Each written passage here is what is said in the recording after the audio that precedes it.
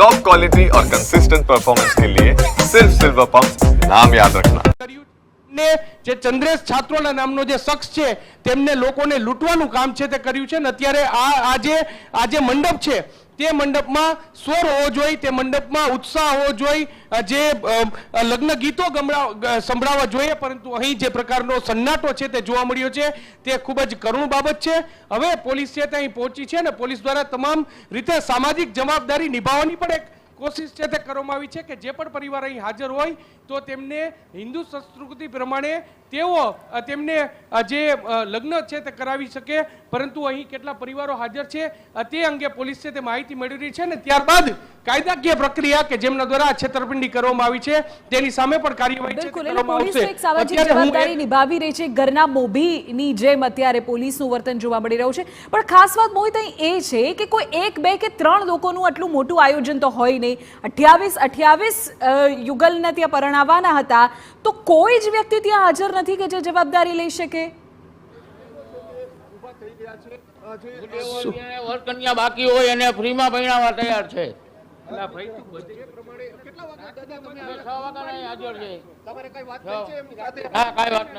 અમે તો સંપર્ક કરવાનો પ્રયત્ન તો કર્યો છે। હા, સંપર્ક કર્યો, કોઈ ફોન બોલ નથી લાગ્યો। એ ફરાર જ છે સવારના, નથી અહીંયા સવારે પાણીની વ્યવસ્થા। અમુક લોકો છે સુરત થી આવેલા છે, જુનાગઢ થી આવેલા છે, કોઈને અત્યારે ચા પાણી કે પાણી માટે નાના બચ્ચા પોલીસની સામાજિક જવાબદારી નિભાવી રહી છે। ભૂદેવો કઈ રીતે સામાજિક જવાબદારી નિભાવે? બોલે અમે ફ્રીમાં બધાને પરણાવવા તૈયાર છે, જેટલા હાજર હોય એને અહીંયા સુધી અમે જવાબદારી લઈ છીએ। આશીર્વાદ એમને આપી દે। તમે તૈયારી બતાવી હતી કારણ કે હવે તો ઘણા બધા જતા રહ્યા છે। હા, અમે બધાને ભૂદેવો છે તે પણ જે તૈયારી છે તે બતાવી રહ્યા છે કે તેઓ લગ્ન વિધિ છે તે કરાવવા માટે તૈયાર છે। જે પરિવારો અહીં હાજર છે આપણે એ લોકો સાથે વાત કરવાનો પ્રયત્ન કરીશું। બેન પોલીસ અહીં એમ કે છે કે અમે લગ્ન વિધિ અમે કરાવી દેશું, તમે શું કહેશો? તમે અહીંયા લગ્ન અત્યારે કરવાનું છો?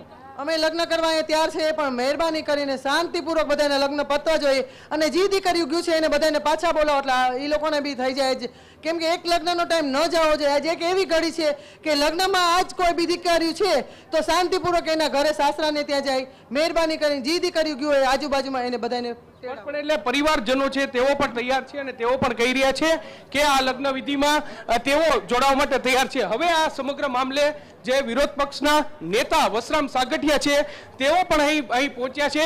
વસરામભાઈ, આપના ચેનલો દ્વારા કે અહીંયા જે કાંઈ ખર્ચ થાય બાકીનો લોકો જેટલા રોકાય બધા જમવાથી માંડી બધી વ્યવસ્થા કરવા માટે અમે સક્ષમ છીએ। આપણે કરવા દેવા રાજકોટ શહેર કોંગ્રેસ પ્રમુખ અને હું વસરામ સાગઠિયા કરી દેવા માટે તૈયાર છે। વસરામભાઈ, કેટલું દુઃખદ કહેવાય 27 લોકોનું સ્વપ્ન રોડાયું છે। 28 દીકરીઓને રોતી મેં જોયા આપના માધ્યમથી। મારેથી ન રહેવાનું મને વાગ્યું છે। હું દવાખાને સીધો ઘાયે આવ્યો છું અને આ દીકરીઓ માટે આપણા જીવનમાં લગ્નનું ખૂબ મહત્વ। આ બહુ દુઃખદ ઘટના છે, જેણે કર્યું છે એને કુદરત ક્યારેય માફ નહીં કરે, પણ અમે અમારી રાજકોટની પ્રજા તરીકે, રાજકોટના નાગરિક તરીકે આપણી લાગણી છે એ લોકોને સાથે અત્યારે રહી અને જેટલા કપલ વધ્યા છે બધાના અહીંયા લગ્ન પર કરાવીશું અને એને જમણવારથી બધું। હા, આપણે એના માટે જ હું આવ્યો છું। હા, તૈયારી બતાવું છું, હું એના માટે જઈ રહ્યો છું। મને વાગ્યું પગે આપ જોઈ શકો છો, તેમ છતાં મેં કીધું આવ્યો છું। લેભાગુ તત્વો સામે શું કાર્યવાહી થવી? એની સાથે પોલીસને લીગલી જે કાર્યવાહી થાય બધી કરવી પોલીસ જોઈએ। વરઘોડા કાઢવા જોઈએ। ચંદ્રેશ છત્રોલા ને બધા આયોજકો છે એના આયોજકોના વરઘોડાને ગામમાં ફેરવવા જોઈએ અને જાહેરમાં માર મારવો જોઈએ। જાહેરમાં હું જે વાત કરું છું કાયદા બહાર વાત કરું તેમ છતાંય કરવા માટે મજબૂર છું અને એ કરવી જોઈએ। 28 જાન પરત ગઈ છે અહીંથી પરત। બહુ દુઃખદ ઘટના મેં કીધું ને, દીકરીઓ રોતી મેં જોઈ છે ટીવીમાં, તમારા બધા ચેનલો માધ્યમ। હું એટલા માટે જ ઘાયે આવ્યો છું અને એને મદદ કરવા માટે મારી સંપૂર્ણ તૈયારી છે। સ્પષ્ટપણે એટલે જે કોંગ્રેસના નેતા અને વિરોધ પક્ષના નેતા વસરામ સાગઠિયા છે તેઓ અહીં અત્યારે ઘટના સ્થળે પહોંચ્યા છે અને તેમના દ્વારા પણ દાવો કરવામાં આવ્યો છે જે પણ દીકરીઓને લગ્ન હોય તેમને તેઓ લગ્ન કરાવી આપવા માટે તૈયાર છે। પરંતુ જે લોકો જોડાય છે ફરી ત્યાંથી વિગતો આપ આપતા રહો। કમલેશભાઈ આપણી સાથે અત્યારે જોડાઈ ગયા છે કે જેઓ પણ ખૂબ મોટા અલગ અલગ આયોજનો કરે છે, તેમણે પણ અનેક દીકરીઓને પરણાવી છે। કમલેશભાઈ, જ્યારે આ પ્રકારના દ્રશ્યો આપ જુઓ ત્યારે કેવું થાય? કારણ કે તમે જુઓ 28 દીકરીઓની આંખમાં આંસુ છે, પરિવાર રજડી પડ્યો છે, કોઈને ચા પાણી સુદ્ધાનું પૂછવામાં આવ્યું નથી। બેન સાચું કહું તો આ ખૂબ દુઃખદ ઘટના છે. દીકરી જ્યારે પોતાના ઘરેથી સાસરે જવા માટે નીકળી હોય અને લગ્ન મંડપમાં જાય અને ત્યાં એને ખબર પડે કે એની સાથે એક ફ્રોડ થયું છે. આ ઘટના દુઃખદ છે. મારી પણ દરેક મિત્રોને વિનંતી છે કે રાજકારણ આની અંદર ના આવવું જોઈએ. આપણી સર્વપ્રથમ કામગીરી એ હોવી જોઈએ કે આ દીકરીઓના લગ્ન થાય અને દીકરી એમના સાસરે વળાવે. એ પછી આયોજક જે છે એનું જે થવાનું થશે. કાયદાકીય પ્રક્રિયા પ્રમાણે તો થશે જ, પણ ભગવાન આવા આયોજકોને માફ નહીં કરે. એમણે જે કોઈ કૃત્ય કર્યું છે એ સાચે સાચ ખૂબ નિંદનીય છે. બિલકુલ. કમલેશભાઈ, આપણે ત્યાં ખૂબ આ લગ્ન સંસ્કારનું ખૂબ મહત્વ છે. 16 સંસ્કારમાંનો એક સંસ્કાર છે કન્યાદાન. તો એવું કહેવાય કે જે પુણ્યશાળી હોય એમને એનો લાભો મળે, અને એવા સમયે આવું આયોજન કરીને 28 દીકરીઓને આશીર્વાદ લેવાની જગ્યાએ એમને તરછોડીના આયોજકો કેવી રીતે જતા રહી શકે? આજ અમારા માટે ખૂબ વિષમ પરિસ્થિતિ છે કે સમજી નથી શકતા કે શા માટે આવું કરે છે. ફક્ત અમે પણ અત્યાર સુધીમાં ઘણા સમૂહ લગ્ન કર્યા છે. આપણે જ્યારે વાત કરીએ છીએ દીકરીના કન્યાદાનની, તો હજારો લાખો લોકો હોય છે કે જે આ કાર્યમાં સહભાગી થતા હોય છે. મને એ ખ્યાલ નથી આવતો કે આયોજક મિત્રોને એવી તો શું તકલીફ પડી કે અંત સમયે આ પોતાની જાતને આનાથી દૂર કરીને જગ્યાથી જતા રહ્યા. એમણે સામિયાણો પણ બાંધ્યો છે, બ્રાહ્મણો પણ ત્યાં હાજર છે.